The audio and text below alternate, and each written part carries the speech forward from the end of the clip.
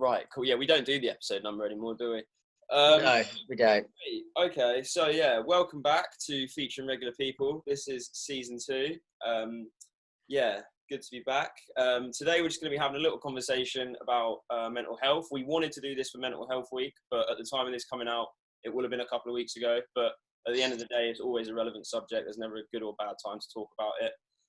So yeah, today we're just going to be chatting a bit about like our personal experiences with mental health. It's something that the three of us are pretty well versed in. Obviously, you know who me and Luke are. Today we've got Jamie on as well. So yeah, we're just going to be having a little bit of conversation about that, why it's important to open up, coping mechanisms, and all the fun things that go with it. How are you, Jamie, mate? All right?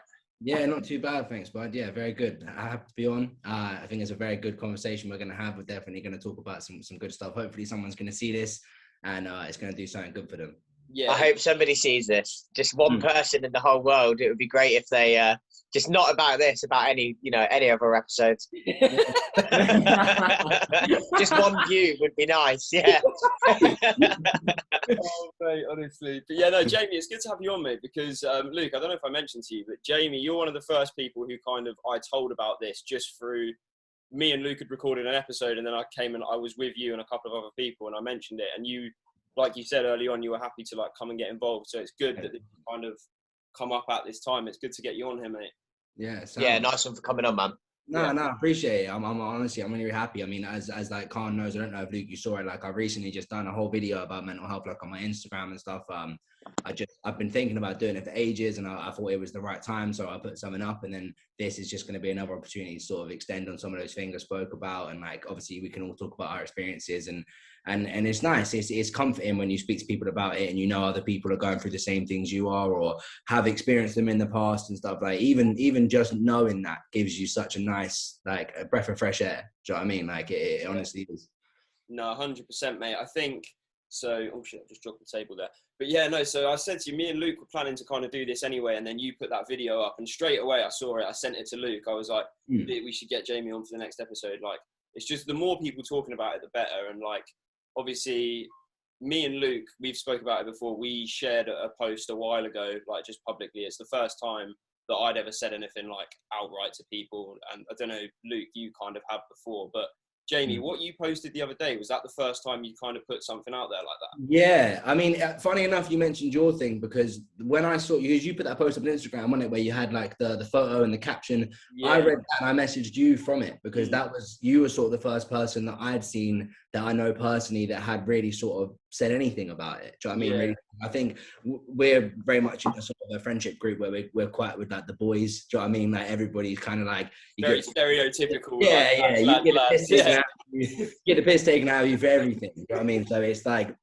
for you to sit in a room full of those boys, especially if we're like chilling, like doing something, and just sort of be like, oh, boys, like, it was just a bit taboo. Do you know what I mean? So it was nice when I first sort of see you say something, and then at the time I was just starting to sort of come to terms with the fact that like maybe I was starting to deal with something. But I think that was sort of the biggest struggle, was admitting to myself. Like, as I said in my video, like I've always considered myself like a very confident, outgoing person. So like, as soon as I started thinking that like I had some sort of like mental health issue, not that it's a bad thing, because it's not a bad thing, but there's just that label attached to it, you know, and you feel like you almost fall into that category, and then people are going to like look at you differently or think about you differently, and it's just not the case. Well, that's it, mate. Like, all those things do go through your head, and that when I put that thing out there, like I've always, like, my close friends I would talk to about my struggles. I didn't really mind, probably a bit too much more than anything. But like when I put that out there, I felt really good when I wrote it out and sent it to the person to like post. And then as soon as it was like, oh, you've been tagged in a post, and people were looking at it, I was just like flooded with all this like fuck, like people are gonna read that, like people delete. Mate, honestly, like Rosie was sat here with me, and she was like, you're fucking having a meltdown, like chill out. And then a couple of people, like Jamie, obviously you were one of the people, but a couple of people messaged me and were like, read what you wrote, like, and it was just nice that, like you said, mate, somebody had seen it and it had done something for them. And I think that immediately takes away all those feelings, because you know that there are other people feeling the same, and that it's benefited them to read what you've wrote, which is like a really important thing. And like, you got a lot of support on what you wrote as well, or what you came out and said anyway. And like that just made you feel better. I was gonna do the same as you, and like I was gonna originally like write a post, and then I was like I couldn't like shorten it down to be like concise enough or sort of like make the points that I wanted to make. And then originally when I went to make the video, I had some bullet points and stuff that I was gonna try and like cover when I was speaking. But after like the first 2 or 3, like trying to read the bullet points and think about what I was saying, and like the anxiety of even being in front of just my phone camera in my room, like it was just overdrive. So I was just like I can't. So I just sacked it off straight away and was like I'm just gonna go with whatever comes to my head. And it was actually like second time trying to record it, and then I must have watched it back like probably like 30 times. Like Michael watched it, like all my housemates, other people watched it and stuff, and I was just like I don't know whether to put it out, and everyone was like listen, it's a good video, just put it up, people appreciate it. And all I wanted from it was just like the same as what we heard from this one person to come to me and just say like, hey, I'm feeling this sort of way, and like help. And I actually had a bunch of people that messaged me saying that they were dealing with stuff and they haven't really spoken to their friends about it yet, or they have just started the process to, or whatever. And we've been in communication since then. And I also received tons of messages just about support, just people being there for you, being open, and I'm here if you need to talk, all those sorts of things. So it was a complete success for me. I'm so glad that I've done it. Yeah, it's nice, man, when you get like, because like you say, you've got so many messages and you realise how fucking common all this shit is. Like, it's overwhelming. Like, so my girlfriend works for she works for like a company. Basically, she's like an assistant psychologist. So she speaks to people, and then after she like goes through all the initial questions you have to go through, she directs them to a psychologist that would be good for them. And like, mate, like her phone's ringing off the hook, mate. Like there's so many people, like she gets people in like their mid-40s who are like, yeah, so I've heard about this thing like called anxiety, and I never knew this was a thing. This is just the way I've felt my whole life. And like our generation are kind of, I think we're the first generation that are going to make it like a really common accepted thing, because our parents' generation, like it's always like, oh, it's like they're just diagnosing personalities, like it's just a bit quirky, but like there's like people who are in their like 40s and 50s. You're right, Luke. yeah, it's just the sunlight was coming through my curtain, so I thought I'd close it. Yeah, which is also one of the joys of having a condition which you're just very jittery all the time, isn't it? So. But yeah, man, like there's a whole older generation of people who just had no idea that these conditions were even things. And like, as much as it's our generation suffering, like the older generation who have like sort of had to live their whole life and have now just found out like, oh, there's all this help I could have got. Like, yeah, for sure. But I think like what you said as well, with like people saying about things their whole life and not really knowing about it. Like for me, I'd always been, as I said in my video, like I've always been someone who kind of like when people spoke to me about mental health, I'd almost sort of had that really like naive attitude of just like, oh, just kind of suck it up. Do you know what I mean? Like everyone has bad days. Like, come on, like just you got to get on and do things. And then like when you're in that circle, like it's so. You realize how stupid that ideology is. Do you know what I mean? You realize how like from an outside perspective, you don't understand until you experience it. But I think that's okay. Like people understand that. And that's also what I said when I was like, you can't blame people for like not understanding when you talk to them about it. But like you said, some things like, so I always assumed anxiety was like, you stay in your room 24 hours a day. You don't want to speak to anybody. You don't want to do anything, like just all of these things, which I was like, I'm not. Like I have some good days, I have some bad days. So like, I'm fine. Like it is whatever. And then just speaking to a friend, and they spoke to me about like high functioning anxiety, and like I looked it up, and I honestly read this page on just this website about like all the characteristics of it, all the things that you do, like even the tiniest like things, and it was like someone had just written my habits and my actions and stuff out for me. Like I got emotional reading it, and I was like, I've never related to something so much. Yeah. Now I was like, okay, let's move forward from here. So then I contacted like my local doctor's surgery. They put me through to a welfare officer, and then like the ball was rolling. Like we went on from there, really. Yeah. So you've been properly diagnosed with high. Yeah. So they said I thought I had like some depression as well, because I sort of sunk quite low into like points where like my housemates would be going out and I would not want to go out, and that's just completely out of my character and stuff. But like it was just. I was just in a vicious cycle. Admittedly, like I said on my video as well, like just smoking a lot. Like I was just smoking a lot of weed and just found comfort in it. Initially, like it used to just reduce my anxiety, and I'd be able to sit in a big room full of people and have a joint, and I'd be absolutely fine and not worry about it. And then it just got to the point where my mind would be so racing and I'd be overthinking about stuff. I would just like sit in my room on my own, high, and just think about all those things. And it was just getting worse and worse and worse. So I stopped smoking. I haven't smoked now for like, I think like 45 days or something. It's not too long, But the difference from like those 45 days to now have been more drastic than like the 3 or 4 months where I was trying to deal with it and smoking beforehand, you know? So.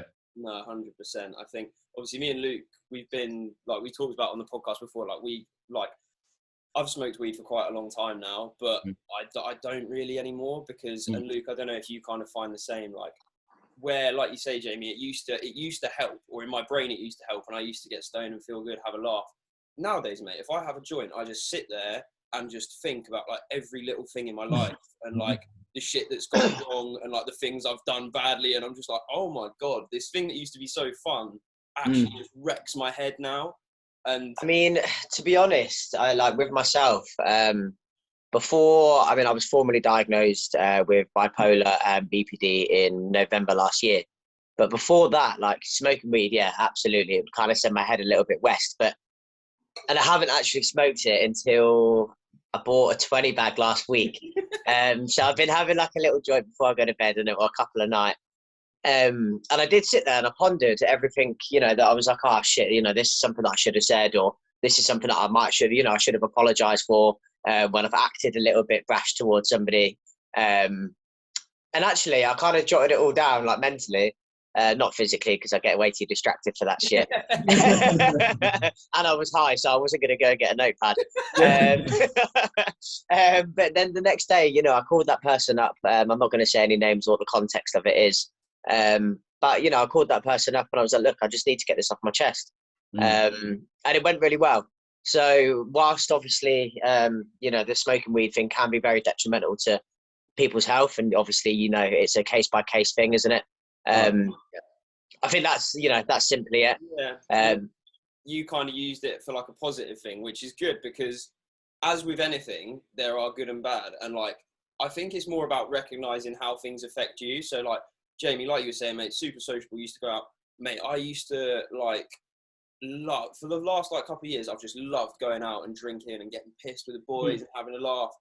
And then it got to a point where I noticed, like, every time I drink, when I'd be drunk, I'd just have like horrible, like I wouldn't be having a good time. On the surface of things, I'd be having a good time, having a laugh, but like just doing my own head in my head and like winding myself up about things, and I just have to like take myself out of situations. 100%. The next day, bruv, I would wake up and I'd literally like the most severe depression I've ever felt in my life after a night of drinking, and literally it's to a point now where I just don't really drink anymore. Like I'll go out and have a drink once a month maybe, but it got to a point where I'd realise just how detrimental it'd be to like even the next week of my life. Yeah. Where I just kind of had to cut it out. And it's like, it's not to say that if you struggle with your mental health, you can't do things like that, but you just have to be way more aware of the effects of things. Like, oh man, like I've had to stop drinking at the minute as well, because since my birthday last month, I was going out and having, you know, a little bit too much of a heavy night on, like more than once a week, twice a week. And it was just fucked, man. Like, you know, I was waking up and for like 4 days after, I'm sat there in bed going, shit, I'm screwed. And it was just, mate, it was, you know, and I find alcohol, more than anything else, like, you know, I've gone out and had nights out on other things and felt all right the next day. Alcohol was that one for me, like similar to probably what weed is for you, Jamie, at the minute. It's just, you know, it just writes you off the next day. No, even with alcohol, the same thing. I find that, like, I think when I started sort of recognizing things in myself a lot more, I'd find that, like, I would always sort of force myself to go to things, right? Because I'd rather go and not enjoy being there than sit at home on my own and have a bad time on my own. Do you know what I mean? So it was kind of the best of a bad situation. But I would be in a room, but I'm not really there. Like, people are talking around me, and there'd be moments would go by, and I'd realize that, like, I haven't even spoken to anybody in like 15 minutes. I'm just sat here thinking about stuff. Like, do you know what I mean? I'm just eating away at myself to the point where I'd eventually go, you know what? I've had enough. I'm going home. And I'd just leave. I'd leave early, or I wouldn't enjoy myself. I'd leave when everybody else does. And it was a waste of time. So, like, yeah, it was taking myself away from the situations and just focusing on the things that I needed to focus on for a little while. And I think that's a big struggle with particularly anxiety, is like, so the way you just described it there, like, I'd be in a social situation and I just feel like I was on the outside of everything. Like, everything was just kind of happening and I was just watching it. And then, you know, when you're in one of those moments where literally for like the last 10 minutes, you've just been in your own mind, like just winding yourself up, whatever, stressing yourself out. And then someone like comes and has a chat, like, oh, you're right, mate. And you're like, fucking hell, I don't even know how to answer that question. Like, yeah, no, yeah. I'm fine, yeah, I'm gonna go actually. Yeah, fuck this, it's a bad idea. But you make a good point, Jamie, about how you'd rather be out and having a bad time than at home and having a bad time, because at the end of the day, if you're gonna feel like shit, you might as well feel like shit around other people. Yeah, like, and then you're not beating yourself up about the fact that you're not there, that you're missing out, that you're getting FOMO and all those other things, you know. And it's weird. It's like when I started like reading more into like my own stuff, like I started seeing a lot of stuff about like high functioning anxiety and how you sort of see it as like a double-edged sword. And like I definitely do, in the sense of like you have all the negative things that come with it, but then I have like my over the top with like I'm always on time for appointments, I'm never late anywhere, I'm always overly organized, I'm overly tidy, I'm overly all those things which come from that. Yeah, so yeah, like there's good and bad things. See, that's so funny to me. So I struggle really badly with ADHD. I didn't know that until like the last 6 months, where fortunately I have a very, very smart girlfriend who studies psychology and now works as like an assistant psychologist, which I mentioned before. And she's like you said about when you read the symptoms of high functioning anxiety, she was like, just have a read of this really quickly and tell me who it sounds like. And I was just reading down it, and I was like, no, fuck off. Like people with ADHD are like the naughty kid at school who like bang their heads on tables and stuff like that. And then, but you read all these things and like, mate, I'll be talking to someone, having a conversation, and it's literally like there's a little man in my head who just say what they said is on a sheet of paper, just balls it up and just fucking throws it away. Spits on it before they throw it in.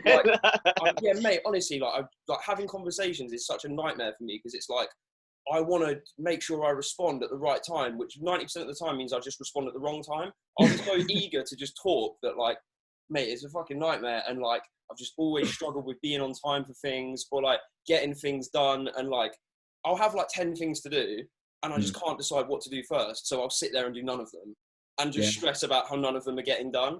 And like, I need to go and get a proper diagnosis. I haven't done that yet because I'm not really willing to spend like 700 quid for someone. You don't know. No, you don't actually have to. So I'm going through, you just have to put a lot of pressure on the doctors, man. Like I'm going through, I've got my next appointment on the 25th of June. June, is that the next month? June? Yeah, June's the next month.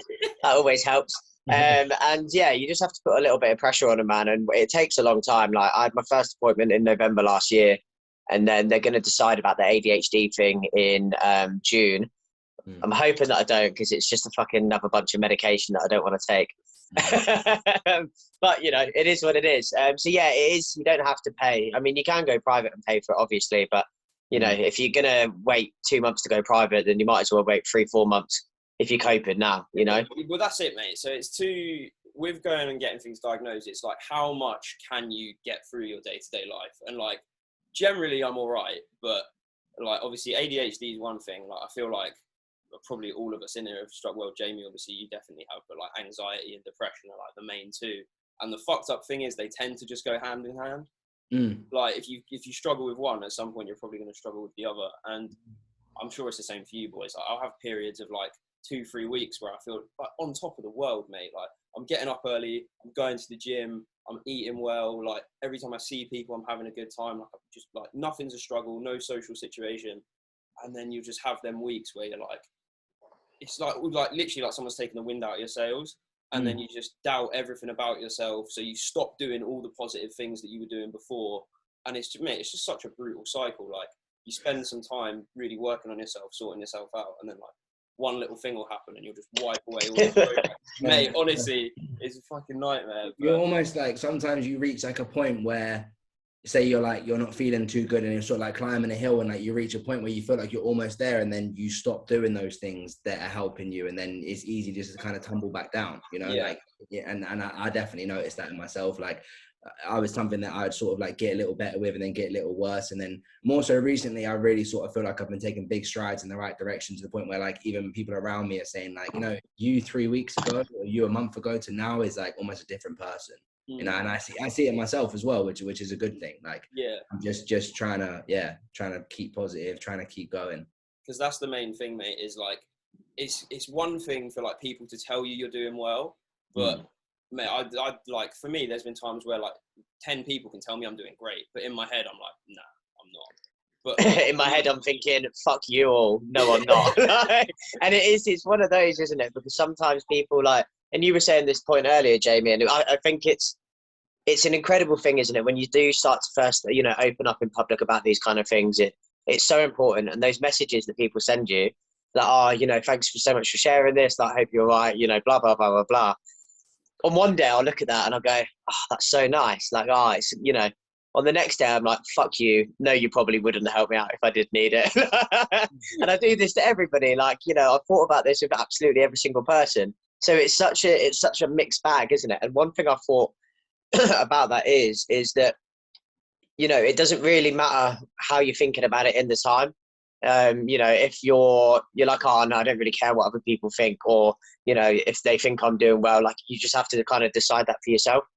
But I can't really remember where I was going with that point. It's crazy how much your mind can flip that as well. Like, and that's happened to me on many occasions with not just like my personal things, but like with relationships with people as well. Like, I obviously not name names or anything, but like the start of like end of last year, started like getting involved with somebody like a bit more seriously and stuff. And then like just the anxiousness started kicking in. I would just break down that relationship, find all the things I would just overthink to the point where like I resented them.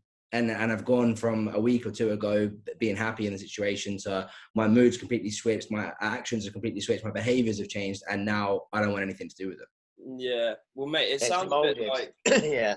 And like Luke, I know I've spoken with you about this before, so I know you have done similar things. Like Jamie, what you just described. So like, I have this thing where like, if something's going really well for me, it's almost like I will decide to fuck it up before someone else can.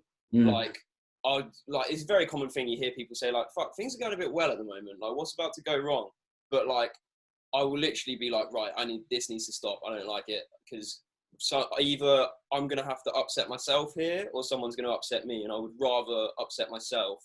And like, that's such a hard cycle to break. And that's why like going down the route of like talking about, because you like, mate, so I've spoke to my friends before where I've done my head in and thinking like things are really bad between us and like we're going to fucking fall out and we're not going to be mates anymore.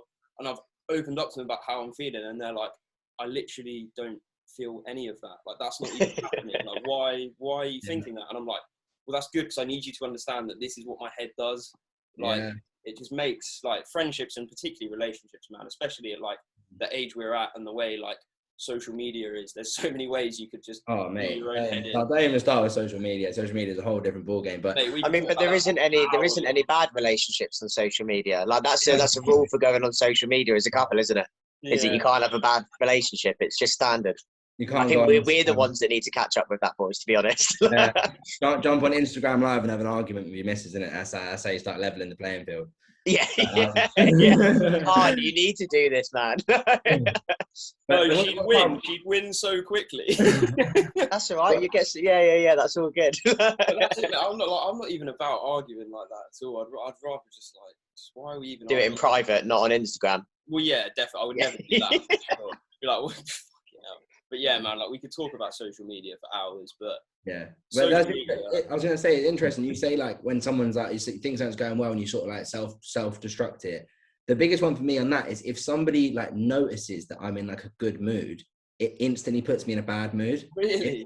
If someone's like, God, you're happy today, I'm in a foul mood now. The fact that you're saying like, I'm not happy every day. What the fuck? Yeah, like it just in my head, I'm just like, am I being too happy? Like, what am I being annoying? Like, is it like, and then just boom, complete opposite way. I'll just go quiet, be grumpy, like I know what you mean about the thinking, am I annoying? Because I sometimes worry that I am annoying people with like being overexcitable.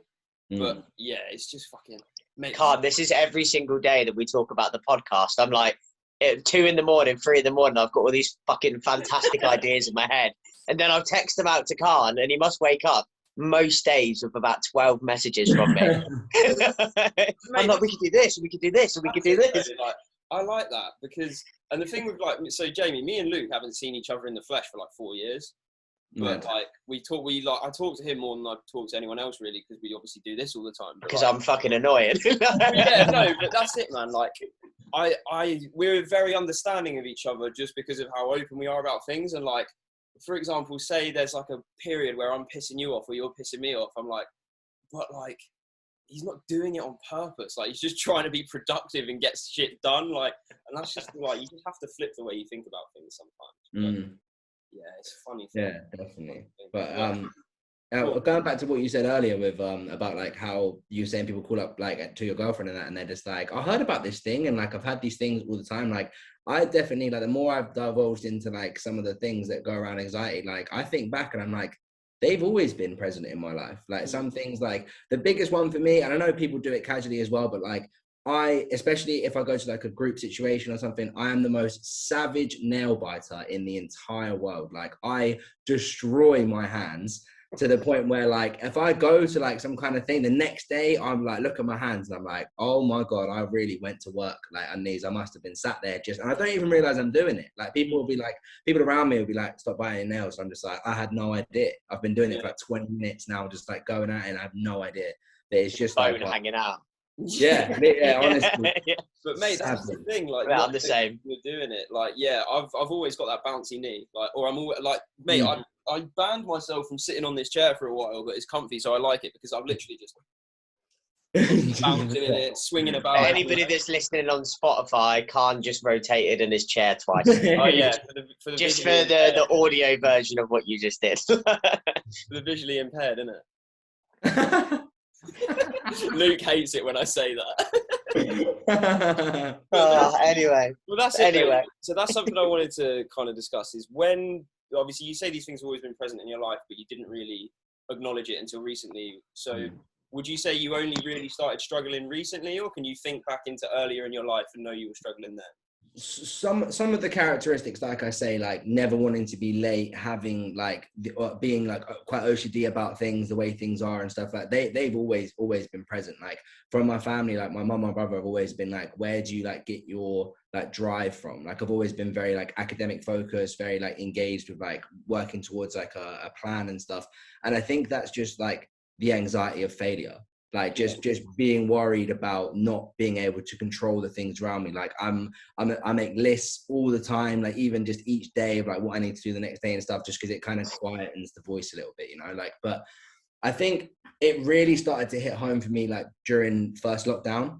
I was working, I had a great job. I was working for a company called Global Infusion Group. I was doing like music tours. I was traveling. I went traveling for like 8 weeks with Slipknot, like all over Europe and stuff. I was having like a great time, earning good money. And then like COVID came, and within the space of like 2 weeks, I went from like living away from home, having a good job, enjoying myself, to being back living with my mom, working night shifts in the supermarket, and was like basically doing like 60+ hours a week to try and save money to come back to uni. And it was like a very isolating time. When I was awake at night, all my friends were asleep. In the day, when I was awake at night, all my friends would be asleep. In the day, they'd all be awake, I'd be asleep, and I would just be alone with my thoughts for like 10 hours a night, like through, you know what I mean? Like, you go into work, they give you like a couple aisles and you just get to it. And to start with, it was really difficult. Then I started listening to a lot of podcasts. Big shout out to obviously like Joe Rogan. Like, probably listened to about 300 of his podcasts over the space of 2 or 3 months, like just across the space of 57 years. Yeah, just because I needed that some sort of stimulus to like help me think about other things. Otherwise, I would just eat myself alive, you know. And then it was actually with somebody, a friend of mine, a girl that I was like seeing for a little bit, and like she started talking to me, like she suffered with a few things, and she started mentioning to me like, I think maybe like you might have a few bits, and I was sort of like, nah, like it's fine, I'm just having bad days, And then when that kind of fell through, like I went into like a really low point, and at that point I just felt like I wanted to change. I wanted something different. I didn't want to continue as I was. I felt like I was destroying relationships, and I wasn't comfortable, and I wasn't enjoying the things, and I struggled to live in the moment and all those sort of stuff. And I was like, I want to be that person who people think is a happy person and can enjoy themselves. And that, by that I mean like genuinely like relax in the moment. Like I'd be out having a nice time with people, but I'm always thinking. And I started going down these pathways, talking to a few people and stuff, and then it kind of unraveled from there, really.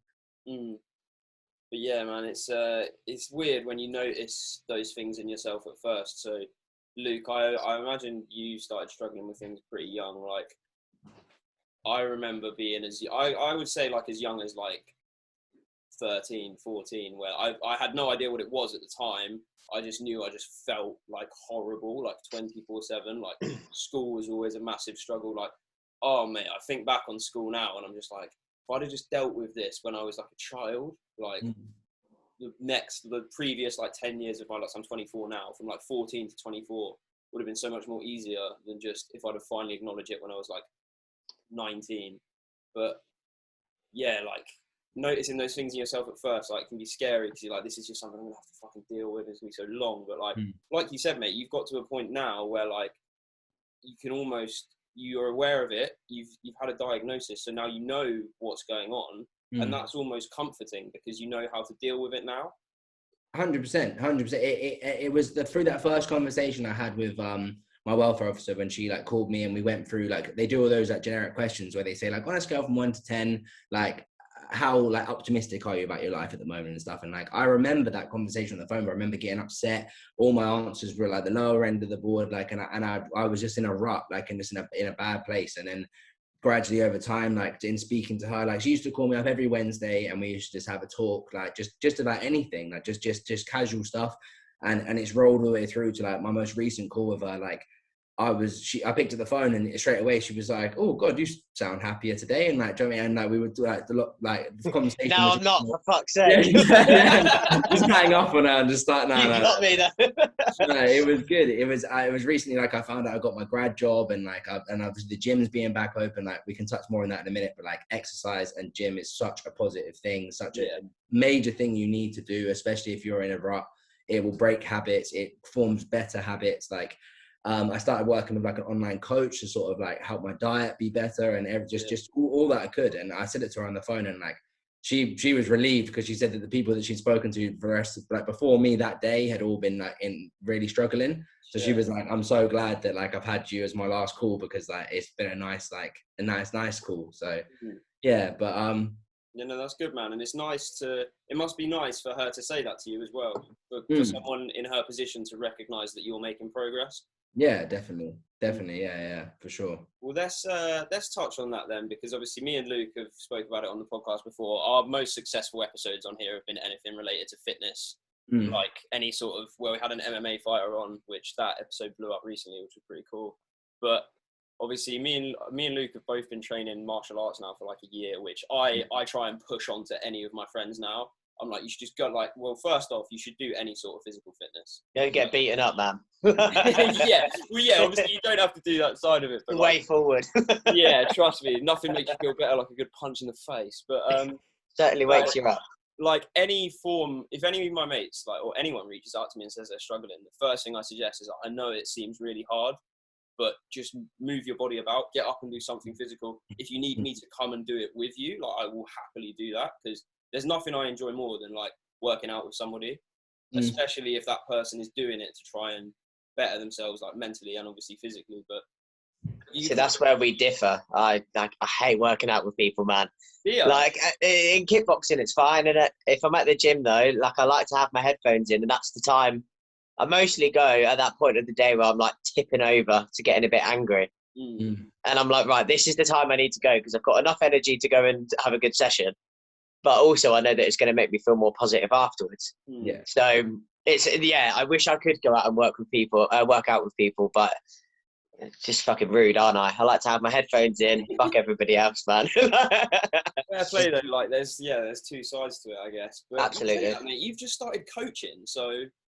Yeah, but that's kids, innit? You can't be in a bad mood around kids, man. Yeah, I suppose so.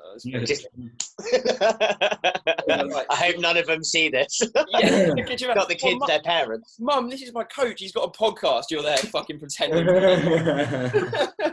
But so, Jamie, have you like worked out pretty much most of your adult life, or is it a new thing?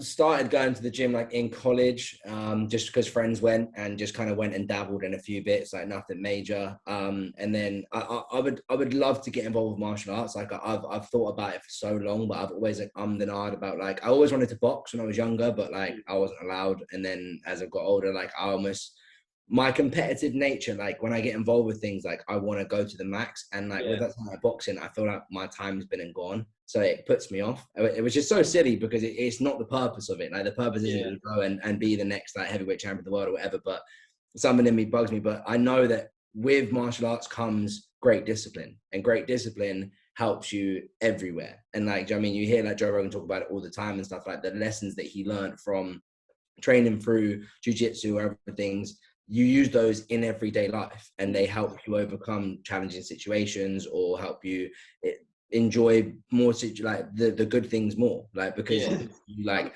you say, if you've been to the gym in the morning, you've been in and you've got punched in the face, like the rest of your day is probably going to be a lot better than that. Yeah, mate, trust me. Oh, I don't know, that's my favorite time. Mate, I don't know, I love it. It puts things into perspective, man. Like, it's like, it helps me focus as well. Like I said, with the ADHD side of things, I really struggle to focus on literally anything. Mate, you can't not focus if you're sparring with somebody, because you're going to get hurt. So, like, but that's what I wanted to touch on. We just said about the rest of your day being easier. In your video, you mentioned about the cold shower thing. Yeah. Mate, I did cold showers for a while, and I remember. Honestly, Yeah. Mate, if you spend the first like 5 minutes of your day in freezing cold water, I promise you the rest of the day is actually fine. Yeah, I mean, the mental side of it, as well as like there's some kind of like science to it, when you're in like a cold shower, like your body goes into like shock, into like some sort of like fight or flight mode, and you start to like release endorphins and like other stuff which genuinely help to stimulate your mood and make you like more awake, more alert, more focused, etc. And I just, from literally watching YouTube videos in my bed, I just saw a video of like two guys that went and stayed with Wim Hof for a little while, and like done some of the training stuff, and I was like, you know what, I'm gonna try it. And then that first morning, like that first 15-second shower, like, oh my god, you just want to cry. Like, it is the most horrible feeling in the world. Like, the water hits you and it just takes your breath away. And then once you start to learn to breathe, and don't let it panic you, and sort of like get better at dealing with like the situation that is that cold shower, like it for me, I think that was probably one of the main things that really helped me sort of get through it. And I relate that to running as well, which is something I said in the video as well, like going for a run. Like no one, I don't care who you are, like you do not want to get up in the morning and go for like a massive run, because it's just not enjoyable. There's that point where you're out of breath and you're sweating, you're tired, and you just feel awful. But once you finish, that feeling when you get back to your house or wherever is the best feeling, because you've done something that you didn't want to do. Exactly. And that's obviously we haven't mentioned him yet actually, but David Goggins, that's his whole philosophy, is do something that sucks every day. Because it's like you mentioned in your video about building calluses on the mind, which is like something he says, and it's so true. Like you can make yourself mentally strong, like you really can. Going back to my like younger years, like when I was like 16 to 18, even to like 20, you would not have met a more mentally weak person.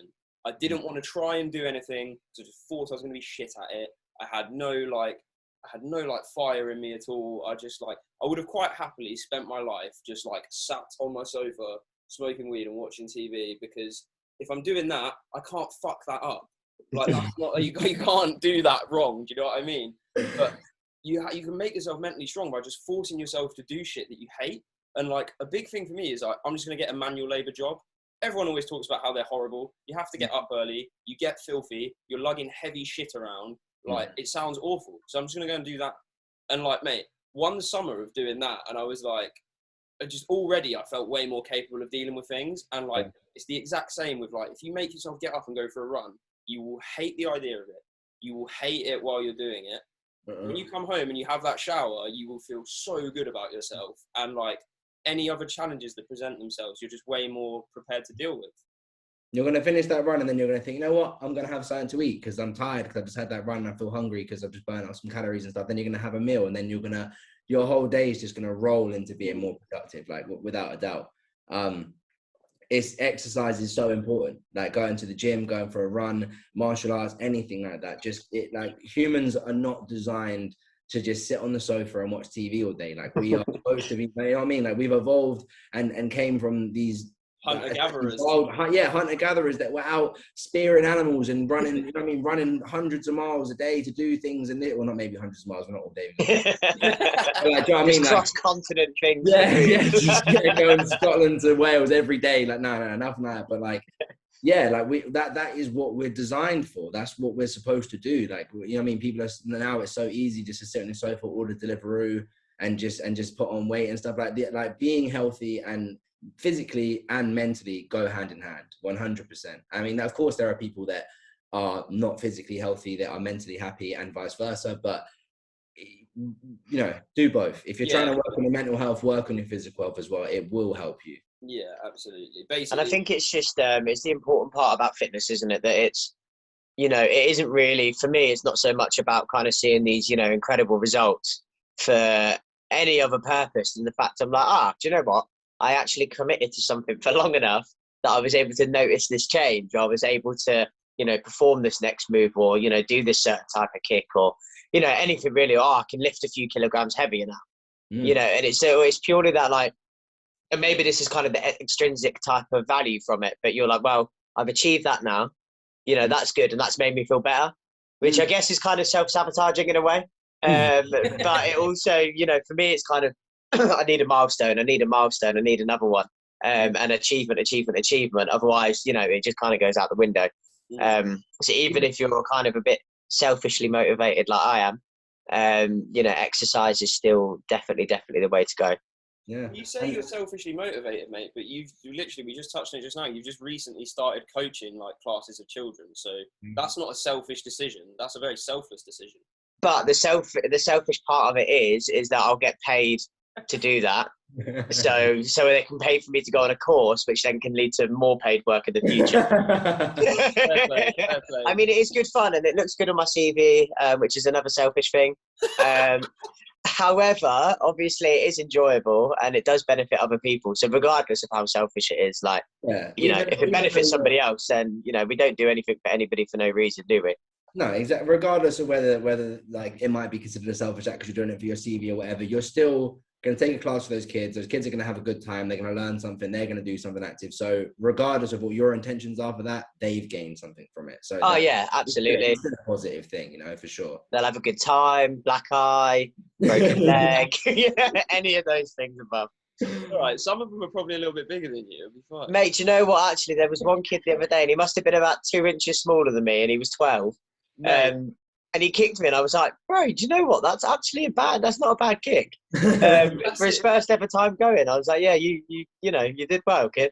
Well, with obviously the training and looking to compete, I'll be at a class and I'm 24, yeah? There'll be a 14-year-old lad on the bag next to me, like, fuck, I like the shit he's doing. I'm just like, you know what? I'll just fuck this off, actually. Fucking point. Like, you're literally 10 years younger than me and you could beat the shit out of me. Man, there's a lad at mine as well. And he's, I think he's, I don't know, maybe 16, 17 years old.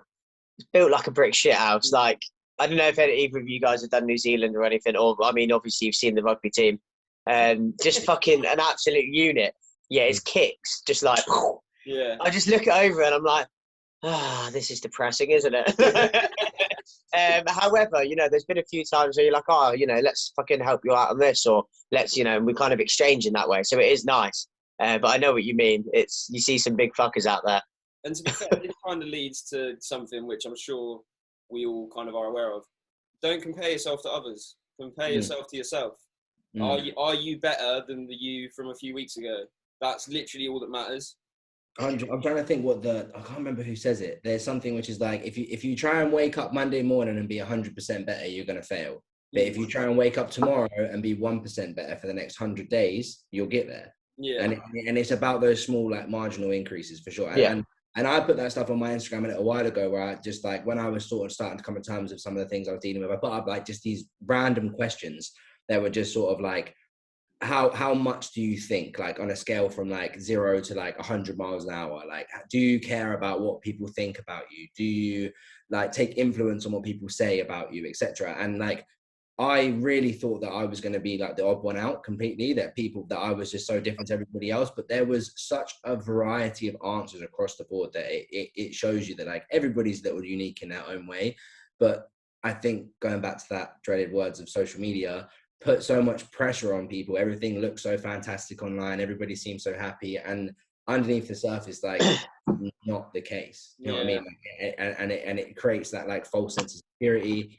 And even I think there's even studies that go to show that like you put a picture on Instagram and you get likes and it releases that dopamine. Yeah. It becomes addictive. It becomes an addictive thing, which is, well, actually that's what I was going to say about you were saying about setting small goals and stuff. Like, I want to learn this new kick, or I want to like make sure I go for a run. Setting goals and achieving those goals releases dopamine as well. So that's why I make lists, even if it's like this the silliest stuff. Wake up at 7 a.m. That's like the first thing on the list. You wake up at 7, you tick it off. That's your first thing done for the day.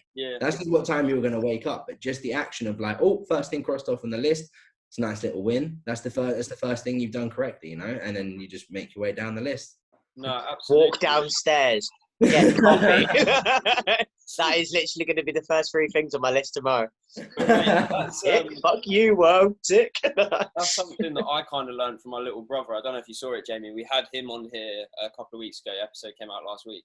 Mate, he's like my idol, and he's my younger brother. Like, this kid, honestly, when we had him on here, Luke, afterwards, me and Luke were chatting, and he was like, everything I said, he had a positive spin to add to it. And like, I'll ring him and we'll have a chat, and he's literally like, he'll talk about things that I would consider to be like a mad achievement so casually, and he'll just be like, yeah, so like done that, and then I'm going to do this, and I'm going to do that, and like, I've never seen anyone just progress in things so consistently, but then like, he doesn't diminish what anyone else is doing either. Like, I'll talk to him about, I'll say something to him as if like, yeah, I did this, like I did that today, like haven't really got much done, and he's like, no, you're smashing it, mate, like you did something, and I'm just like, fucking hell, like, how have you got this head on your shoulder?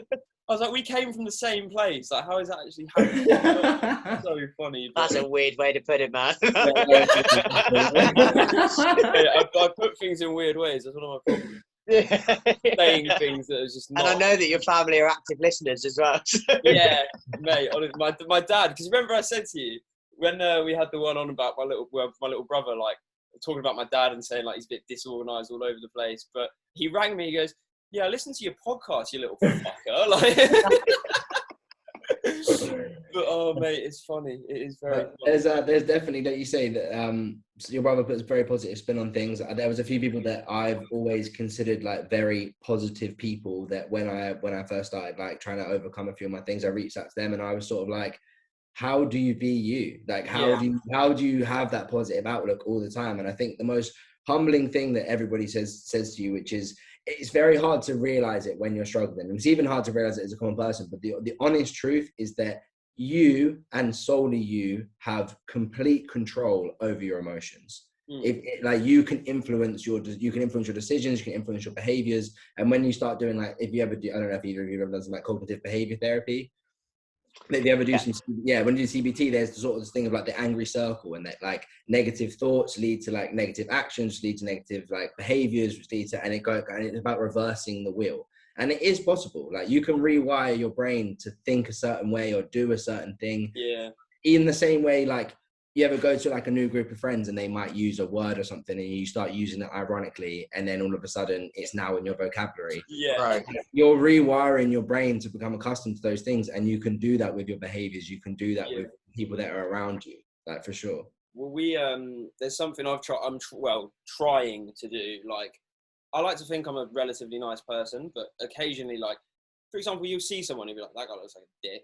But then, like, you don't even mean to do it. But then you're like, I'm speaking to someone about it, and you think about it, and you're like, why did my brain do that? Like, and then you think, you're like, am I feeling a bit shit about myself today? Did I want to take it out on a stranger who's not going to hear it and not going to know that I said it? But like, just by thinking that, even to myself, like, I've made my brain do something negative, which is only going to fucking snowball just to more negative shit. And like, just trying to like actively think about the positive things around you, which, when you're struggling, there's nothing more annoying than someone going, just think positively. Just think about the good things around you.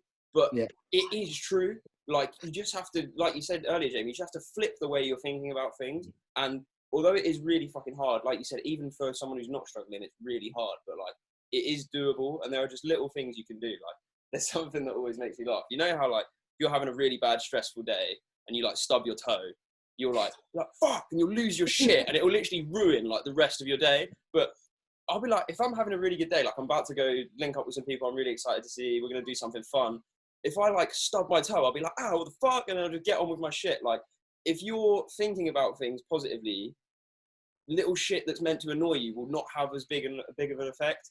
And I mean, you often laugh, don't you? Like if you're, you know, if you're doing something or you're with somebody and you hit your knee into the corner of the, you know, I don't know, like a fucking table or something like that, and it's like, shit, and then you just laugh it off and you just look like a dickhead. Whereas, yeah, like you said, in the first thing in the morning, if you're to do that, oh golly, that's not going to be a good day. Another thing, it's not physical, but so obviously we're all lads. We would have all been involved in groups of lads. Obviously, Jamie, you were talking about the group we have at uni. Everyone is getting on to each other all the time, just in a funny way. Like, you just do take the piss out of each other. It's what groups of boys our age do, and any age, to be honest with you. Like, but I used to really struggle with the difference between like banter and people just being cunts. Like, I used to think if someone bantered me, I'd be like, right, you're just being a fucking prick. And I just like, in front of loads of people, just lose my head and embarrass myself so badly. And you just have to get to a point where you can realize that you're just going to make it worse based on how you react to things. Like, there's nothing worse than taking something wrong in front of loads of people. And then you go off by yourself and you're like, I just made myself look like so much more of a dick. Like, if I just laughed that off, it would have been absolutely fine. Yeah, it's just about perspective, and a big example I can give for that was recently. I mean, maybe like 2-3 months ago now.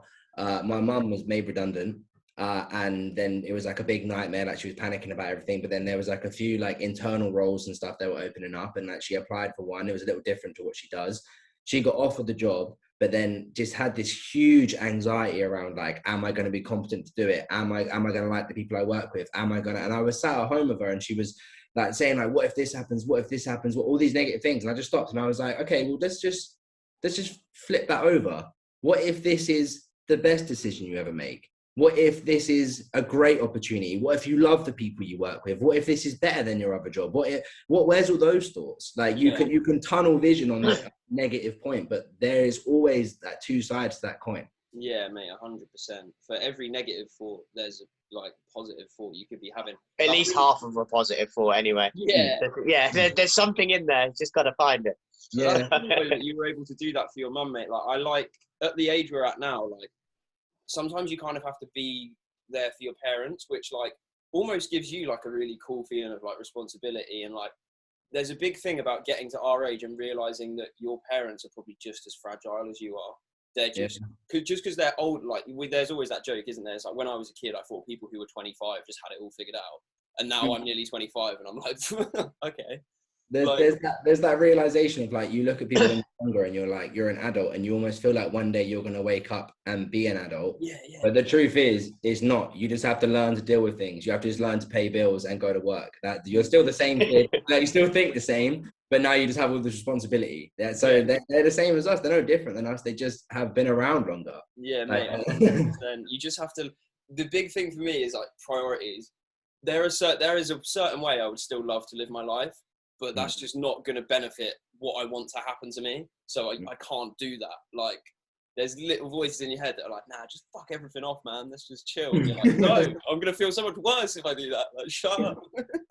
I think everyone has those days though. Even when you're on that path of trying to like have things better, like, you need to give yourself credit that you're still going to have days where you're going to have low moments and you're going to feel a certain way about things, and you might look negatively on some situations, but that's just human nature, you know. Like, it's just about trying to make the negative days less common than the good days. Yeah, 100%. And it's good, man. It sounds like, obviously, you like that video you put out the other day sounded really positive. Like, it sounded like the diagnosis has almost enabled you to get a handle on things, and you now just feel more comfortable in yourself.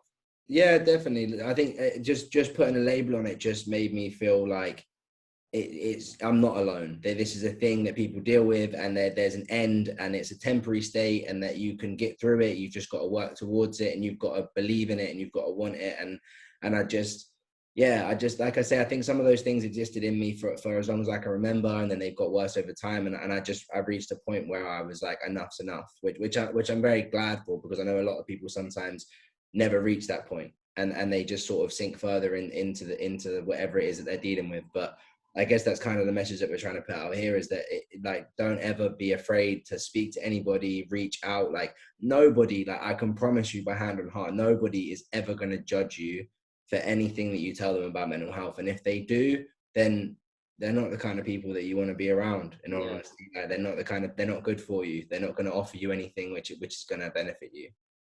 Absolutely. I think we're in a day and age now where it's always been common, but finally people are talking about it. And if you open up to someone, especially someone close to you, about your mental health, and they react negatively, that is just, like you just said, Jamie, that is your notification that you just don't need them around, because someone who like actually gave a shit about you and was a good person wouldn't do that. But there's also a thing that I try and ingrain in myself now, where like everyone is probably struggling with something. Yeah. And you have to really, like, I used to just think everyone was a dick. Like, I just used to think everyone was just horrible. So I would never want to talk to anyone, because I'm probably just going to be an asshole. But most people aren't, like, genuinely most people aren't. And I think that's the important thing with like speaking out about things like this, is it helps you realise that everyone's just as vulnerable as each other, and we're all struggling. So yeah, you don't know what people are going through. There's people, like I said in my video as well, there's people that I spoke to that, in all honesty, like, I just didn't think they were going to understand. I didn't think they were going to be able to like help me in any way, and they were fantastic in terms of supporting me and looking out for me and checking up on me. And then on the flip side of that, there was people that I thought were going to be fantastic, people that I thought were going to be there all the way, and they weren't. But like I said before, sometimes you can't blame people for that, because they just don't understand. And one day maybe they will. You know, like 1 in 4 people lifetime will struggle with some form of mental health illness. And if it ends up like being someone like that, then maybe they'll realize that, and maybe one day you'll speak again, and they'll understand your point of view or how you were feeling at that time. Exactly that, mate. Well, that feels like a really good positive note to kind of wrap this up on. Luke, did you have anything else you wanted to say? No, man, no. I really enjoyed that, and you know, I think the kind of the main message from it is just, regardless of what the issue is, how minor you think it is, how big you think it is, I think it is just really important that we all, you know, do have a little bit of a conversation, and instead of just posting things that are, you know, really fucking super fake, in, you know, or kind of, what's the word, superficial, you know, is just, why don't we just post one thing, or why don't you post one thing that's like, actually, this is just a bit of truth, you know, this is the honesty, because you can spin it positively anyway, but it also just puts out there that, you know, everybody is real, and everybody has their own shit. So I think it is really important that, you know, conversations like this happen, and yeah, I appreciate you coming on, Jamie, obviously. No, thank you guys very much. I think it's been a good talk. As a very good points that you made there as well, Luke. Definitely, I think that's the whole point of it, is that when, no matter how small or big it is, just talk about it. Like, the conversation can change everything. Was it a problem shared is a problem halved? Yeah, definitely. Yeah, look, Jamie, thank you so much for your time, mate. Everyone who's watched, thank you very much for watching. We hope you've taken something away from this, or at least had a little laugh. Hope you're enjoying this season, and we're looking forward to bringing you more episodes. Thank you. Ciao. See you later. Yes, people, thank you very much for watching. Hope you enjoyed that most recent episode of Featuring Regular People. We're really enjoying making them and just putting them out to you guys. Obviously, we really appreciate the support and all the love you've shown so far. It just gives us that little extra boost to know that you guys are enjoying it. But yeah, Luke, over to you. Yeah, so obviously, you know, we can't do any of this. We can't keep putting content out there. Well, we can, but there's not much point in putting more content out there if you don't like it. So please, obviously, like, follow, subscribe.